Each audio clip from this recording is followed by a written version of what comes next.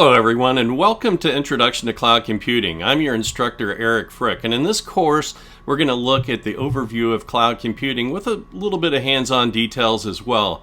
So in this particular lesson we're going to look at the overview of the course and look at all the details that we're going to cover. So let's go ahead and jump in and look at the material.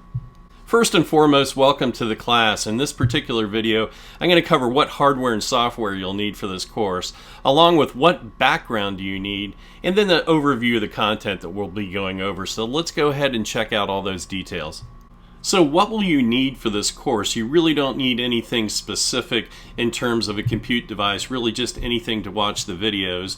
And I will show you how to sign up for a free account with Amazon AWS. However, you will need a credit card to register, but you won't be charged for this. So you'll have a limited number of resources that you can use with the free account, but more than enough to get you started, and it lasts for a year's time. So when we get to that lesson, I'll show you all the details there, but you can't get around it. You do need a credit card to register for the free AWS account.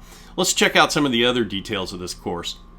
So in terms of background, I assume that you're a beginner with no previous experience. If you've never done anything with cloud computing and you just want to know what it's all about and how to get started, this is the course for you. If you already have previous cloud experience or extensive cloud experience, it's probably not going to be so interesting for you. But this course is targeted for complete beginners so that you can get an idea of what cloud computing is all about and see if you have an interest in it.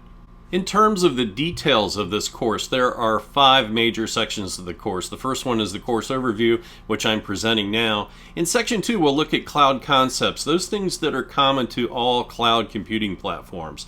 In section 3, we're going to look at the cloud computing market and look at some of the growth numbers and some of the top players in the cloud computing market right now in 2021. And then in section 4, we're going to look in a little bit detail of Amazon AWS, which is the leading cloud provider on the market today.